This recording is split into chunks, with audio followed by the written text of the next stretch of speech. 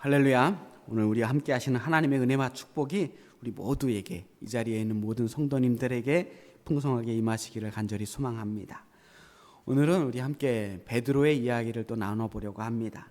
베드로는 알다시피 예수님의 수제자였고요. 예수님 돌아가신 후에는 교회의 지도자가 되어서 목숨 걸고 복음을 전하시다가 순교하셨습니다. 그래서 베드로는 모든 사도들 가운데 가장 존경받는 한 사람입니다. 근데 베드로는 좀 성당의 조각상이나 성화에서 아주 자주 볼 수 있는 사람 중에 한 사람이에요. 그림을 보고서 누가 베드로인지 단번에 알아맞힐 수 있는 힌트가 있습니다. 바로 손에 열쇠를 들고 있으면 그 사람이 베드로입니다. 베드로는 성화에서 항상 열쇠를 들고 등장해요. 예수님께 천국 열쇠를 받았기 때문입니다. 그런데 자세히 보면요, 베드로가 들고 있는 이 열쇠가 한 개가 아니라 두 개입니다. 오늘 읽은 본문 말씀 19절에 보면 내가 천국 열쇠를 내게 주리니 내가 땅에서 무엇이든지 매면 하늘에서도 매일 것이요 내가 땅에서 무엇이든지 풀면 하늘에서도 풀리리라. 그러니까 땅에서 무언가 열 때 필요한 열쇠 혹은 잠글 때 필요한 열쇠 무엇이든지 하여튼 두 개를 주셨다라는 거예요. 예수님께서 어떤 열쇠를 주셨든지 베드로에게 이렇게 천국 열쇠를 주신 것은 다름 아니라 베드로의 고백 때문이었습니다. 우리가 너무나도 잘 알고 있는 고백이죠. 우리 함께 따라해 볼까요? 주는 그리스도시요 살아계신 하나님의 아들이시니이다. 다시 한번요. 주는 그리스도시요 살아계신 하나님의 아들이시니이다. 오늘 이 고백을 오늘 여러 번 하게 될 겁니다. 이 고백이 바로 우리의 고백, 나의 고백이 되기를 축복합니다. 지금 우리에게는 이 고백이 너무나도 익숙한 고백이지만 그 당시 예수님께서 이 질문을 하실 때에는 상당히 놀라운 고백이었고 아직까지 아무도 하지 못했던 첫 번째 고백이었습니다. 예수님께서도 베드로가 했던 이 고백에 놀라셨는지 혹은 감동하셨는지 몰라도 이렇게 말씀하셨어요. 내가 복이 있구나. 이건 내가 배워서 아는 것이 아니고 하나님께서 너를 통해 고백하게 하셨구나. 그리고 처음 말씀드렸던 그 천국의 열쇠를 주신 겁니다. 분명 이 천국 열쇠를 주셨다고는 하지만 그 열쇠가 어떤 물리적으로 보이는 만져지는 그런 열쇠를 주신 건 아닐 거예요. 그러한 축복을 베드로에게 주셨다는 겁니다. 하여튼 이 베드로는 이 고백을 통해서 아주 큰 축복을 받게 됩니다.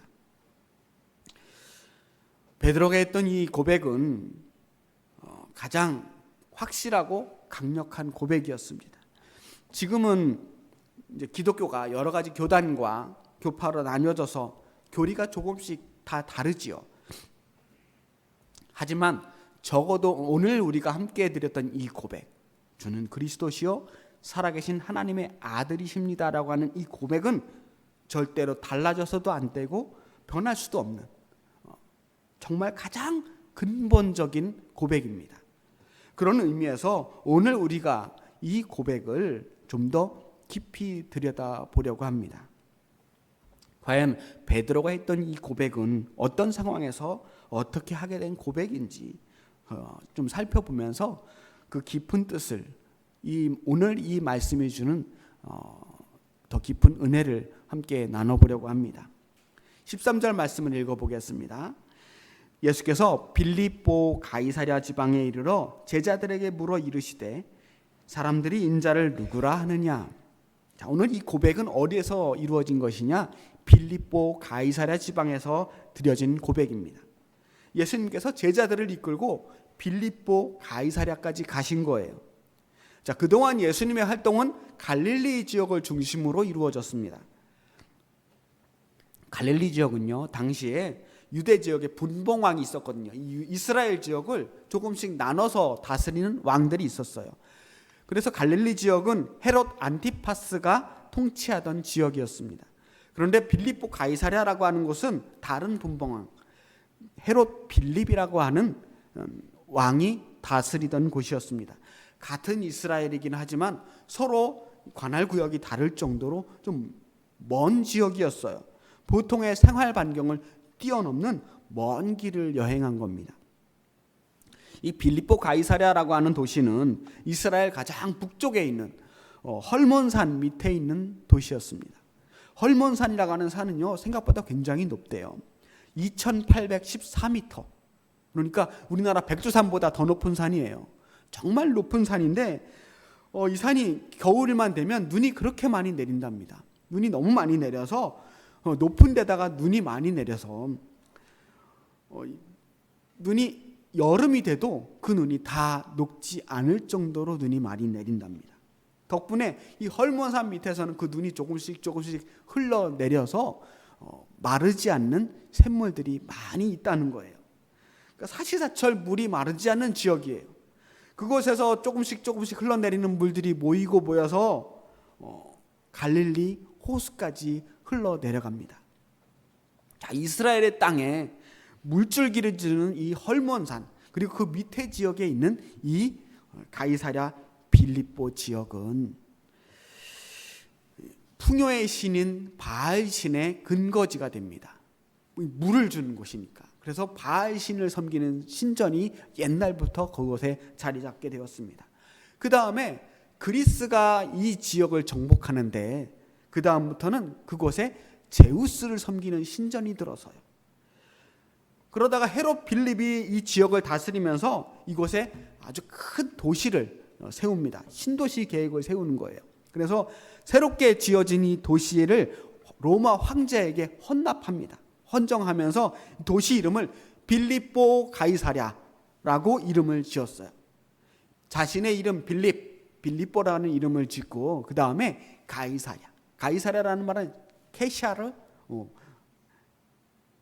황제라고 하는 뜻을 가지고 있는 말입니다. 그러니까 자기 이름과 황제의 이름을 따서 빌립보 가이사랴라고 도시를 세운 거죠. 자, 이 지역은 그래서 옛날부터 우상이 가득했던 도시였습니다. 말씀드렸듯이 바알 신전이 있었고 제우스 신전이 있었고 황제를 기리는 신전도 있었어요. 그 외에도 여러 가지 우상들을 섬기는 신전들이 아주 의리의리한 자태를 뽐내고 있었습니다. 대부분의 도시가 다 그랬지만 이 지역엔 사람들이 북적거리고 상업이 발달하고 그야말로 눈이 휘둥그레지는 신도시의 모습을 보이고 있었습니다. 성공과 출세를 지향하는 사람들이 모여드는 그 대도시, 오늘날 현대의 그런 도시의 모습을 연상하게 하고 있습니다. 그런데 이 도시를 이렇게 보면 이 도시의 중심이 없어요. 살아있는 황제에게 잘 보이고 싶어서 황제를 신격화하기도 하지만 또 한편으로는 신화 속에 무시무시한 능력을 가지고 있는 제우스 신들의 왕이라고 하는 제우스를 섬기기도 하고요. 그러면서도 또 한편으로는 풍요를 보장해 준다는 이 바알 신을 여전히 섬기고 있기도 합니다. 세속적인 도시예요. 나에게 풍요만 준다면, 그저 병을 낫게만 해준다면, 내 삶을 안전하게만 지켜줄 수 있다면 그게 무슨 신이든 상관하지 않는 사람들이에요. 뭐가 됐든 나한테 복만 주면 되지. 우리가 오늘 이 시대, 우리가 살아가는 이 세상과 너무나도 닮아있지 않는가 하는 생각도 하게 됩니다.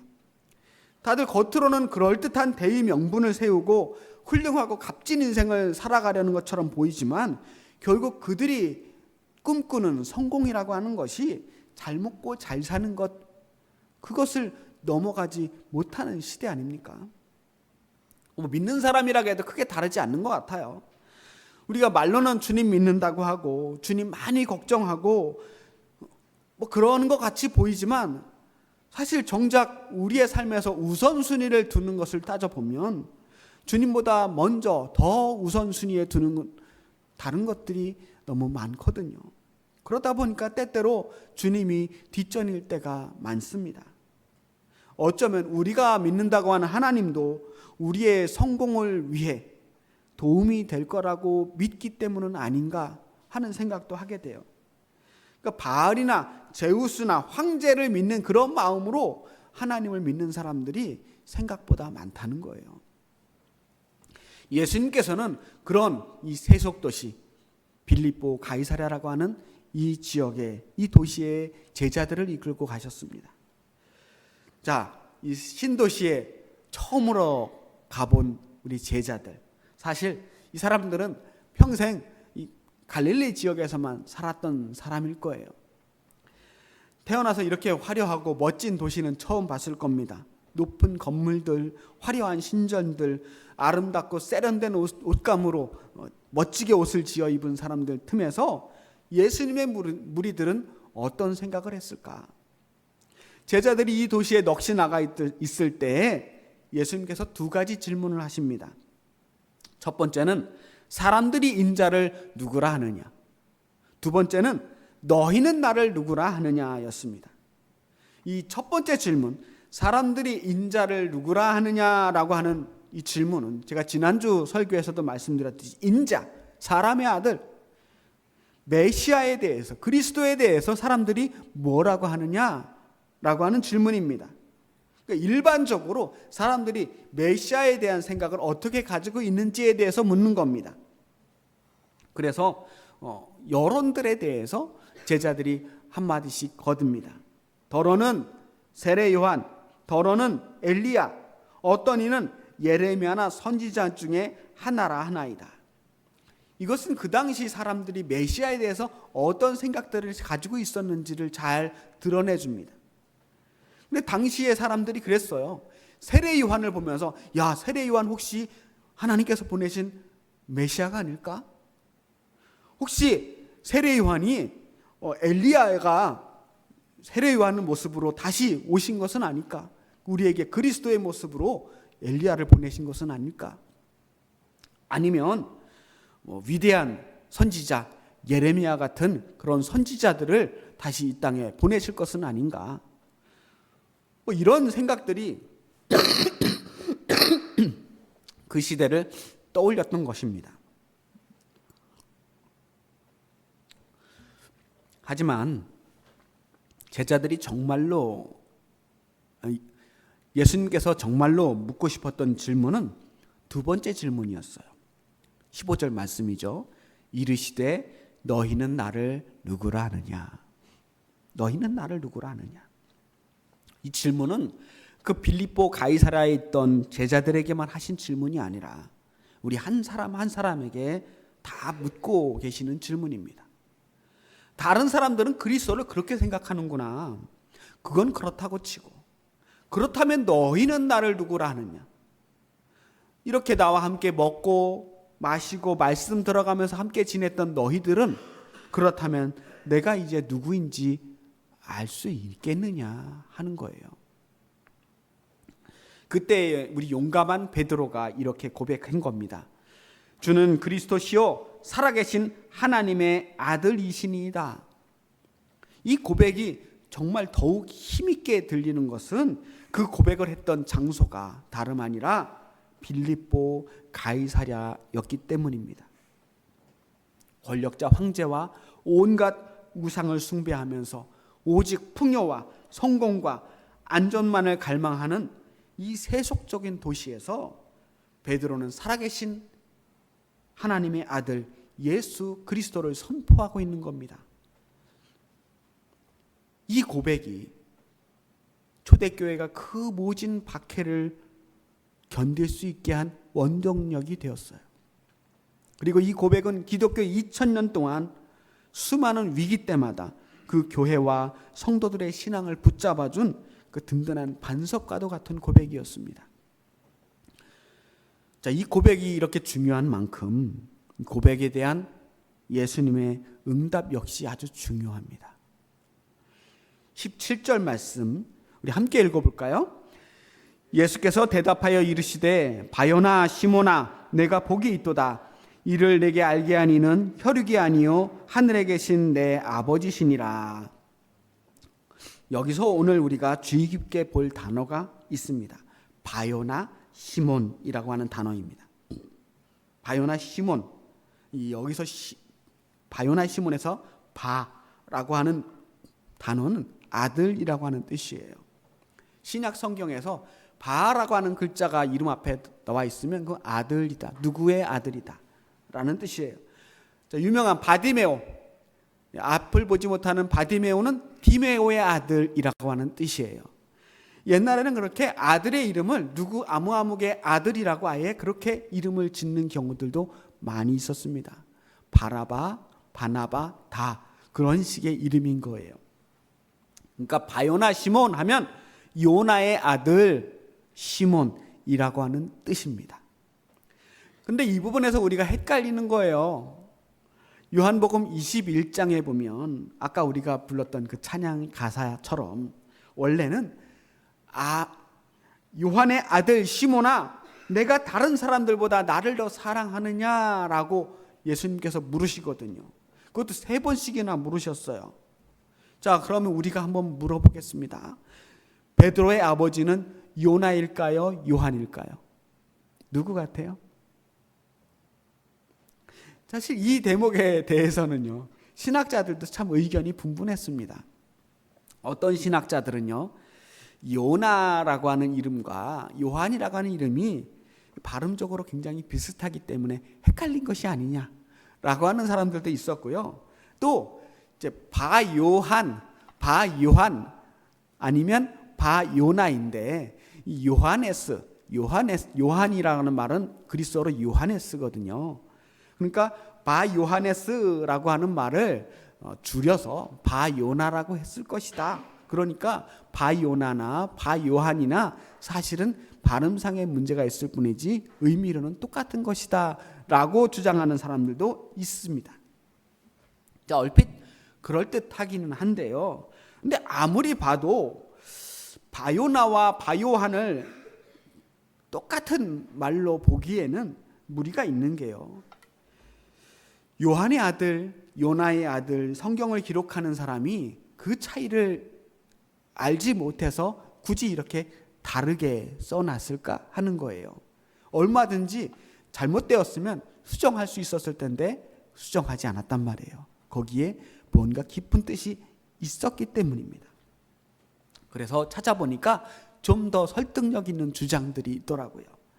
요한복음에서 베드로에게 요한의 아들 시몬아라고 부르신 것은 확실히 베드로의 아버지가 요한이기 때문입니다. 육신의 아버지는 요한이 맞습니다. 하지만 본문에서 예수님께서 베드로에게 바요나 시몬아라고 부르신 것은 요나의 아들 시몬아라고 부르신 게 맞다는 거예요. 그럼 왜 하필이면 요나의 아들이라고 불렀을까? 오늘 우리가 마태복음 16장 13절부터 읽었는데요. 1절부터 우리가 읽어보면 바로 조금 전 이야기죠. 바로 얼마 전에 예수님께서 요나에 대한 언급을 하셨던 내용이 나옵니다. 바로 조금 전에 예수님께 사람들이 찾아와서 표적을 보여달라 그래요. 그럴 때 예수님께서 이렇게 말씀하십니다. 악하고 음란한 세대가 표적을 구하나 요나의 표적밖에는 보여줄 표적이 없느니라. 요나의 표적에 대한 말씀을 하셨어요. 그리고 이 요나의 표적 이야기를 하신 다음 얼마 지나지 않아서 시몬 베드로에게 요나의 아들 바요나 시몬아라고 말씀하신 거예요. 그러니까 그 이야기를 떠올릴 수밖에 없는 겁니다. 요나에 대한 이야기. 과연 요나의 표적이 뭡니까? 사실 요나는 처음부터 하나님께 순종을 잘했던 착한 종은 아니었습니다. 분명히 하나님께서 니느웨로 가라고 하는 말씀을 하셨지만 굳이 니느웨로 가지 않고 다시스로 가려고 했습니다. 하지만 그의 계획이 실패하죠. 다시스로 가다가 풍랑을 만나고 자신이 잘못을 깨닫고 바다에 빠집니다. 그리고 큰 물고기 뱃속에서 자신의 잘못을 회개해요. 그렇게 깊은 절망과 실패를 맛보고 난 후에 기적처럼 다시 살아나서 돌이켜 니느웨로 갔던 그 사람이 요나입니다. 베드로에게 요나의 아들이라고 말한 것은 바로 시몬 베드로의 연약함을 아시기 때문이 아닐까. 요나 같은 사람이죠.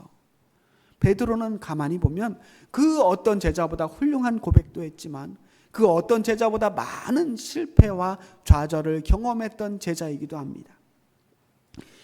베드로는요, 예수님께서 고난의 길을 가신다고 했을 때 그러지 마시라고 예수님을 책망하며 말렸던 제자이기도 합니다. 그래서 사탄아 물러가라라는 소리까지 들었던 제자예요. 변화산에서는요, 그곳의 그 아름다움에, 그 거룩함에 취해서 이곳에서 내려가지 말고 이곳에서 우리가 움막 토막 셋을 짓고 여기서 그냥 평생 같이 살자고 그런 철없는 소리를 했던 제자이기도 했습니다. 예수님께서 겟세마네 동산에서 내가 지금 죽게 되었으니 제발 나를 위해 기도 좀 해달라고 간곡한 당부를 했을 때에도 베드로는 거기서 졸며 자는 그런 제자였습니다. 또 예수님께서 고난당하시는 그 순간에도 베드로는 예수님을 모른다고 3번씩이나 부인했던 제자였습니다. 베드로는 끊임없이 실패해요. 계속 부끄럽습니다. 제대로 순종하지 못하고 실패하는 베드로의 연약함, 끊임없이 무너지는 이 연약한 베드로의 모습을 아셨기 때문에 베드로를 요나의 아들이라고 합니다. 비록 실패하지만, 무너지고 넘어지지만 다시 돌이켜서 니느웨로 갔던 요나처럼 다시 그 실패를 딛고 주님의 일을 끝까지 감당할 것이라는 것을 믿고 하는 말씀이에요. 그래서 바요나 시모나, 요나의 아들아 라고 말씀합니다. 그리고 과연 시몬은 그 모든 실패들을 딛고 가장 훌륭한 제자가 됩니다.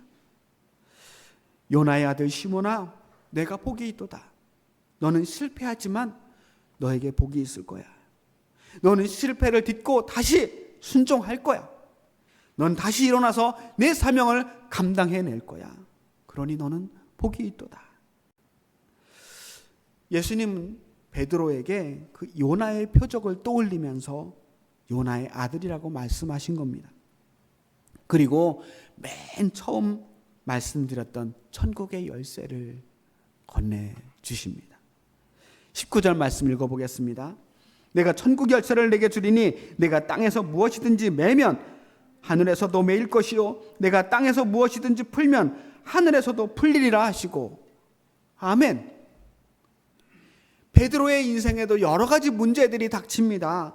풀어야 할 문제들, 닫힌 문이 나타납니다. 하지만 괜찮습니다. 베드로에게는 열쇠가 있어요.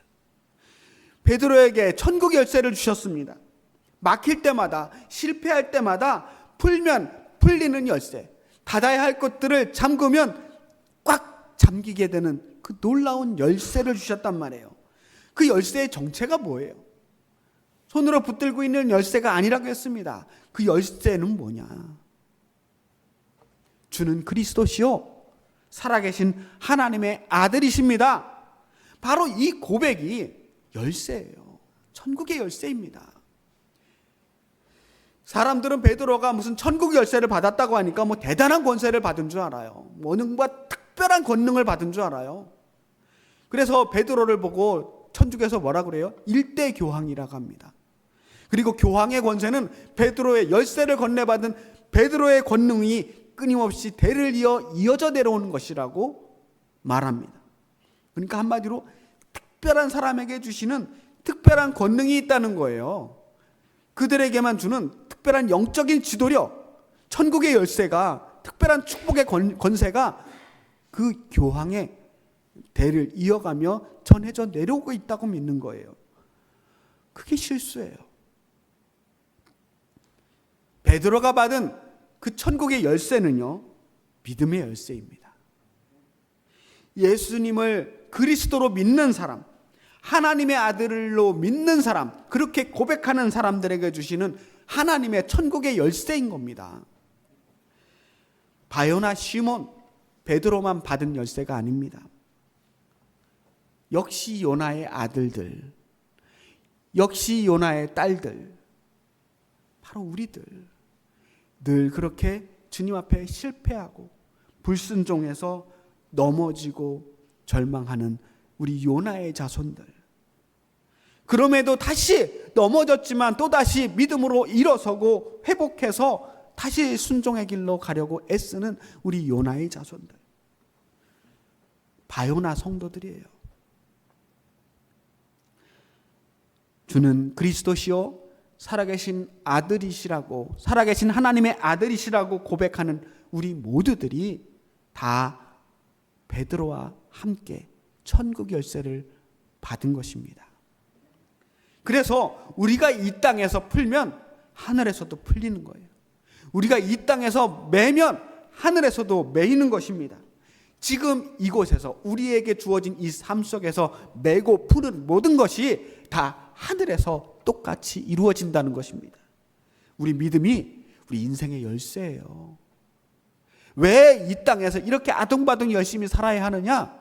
이 땅에서 매고 풀리는 모든 것이 다음 세상, 우리가 살아가야 할 이 영혼의 세상에서 매고 풀리는 것과 연관이 되어 있기 때문입니다. 그래서 오늘 열심히 매고 오늘 열심히 풀어야 하는 거예요. 여러분, 만약 우리의 삶에 꽉 막힌 것들이 있다면, 풀어야 할 숙제가 있다면 여러분에게 쥐어주신 그 열쇠들을 꺼내 들어야 합니다. 이미 여러분에게 주셨어요. 천국의 열쇠를 주셨습니다. 그 믿음의 열쇠를 주셨어요. 주는 그리스도시요 살아계신 하나님의 아들이신 예수님에 대한 그 믿음이 열쇠인 것을 오늘 우리 함께 믿으시기 바랍니다. 그리고 믿음으로 그 모든 막힌 것, 매인 것들을 풀어내시기를 축복합니다. 우리 다 함께 믿음으로 고백해 볼까요? 자, 함께 한 목소리로 고백하겠습니다. 주는 그리스도시요 살아계신 하나님의 아들이십니다. 다시 한번요. 주는 그리스도시요 살아계신 하나님의 아들이십니다. 이 고백으로 우리 베드로가 천국의 열쇠를 받았던 것처럼 우리가 가지고 있는 천국 열쇠로 모든 막힌 것들을 풀어내는 은혜와 축복이 우리 모두에게 임하시기를 주님의 이름으로 축원합니다. 기도하겠습니다. 하나님,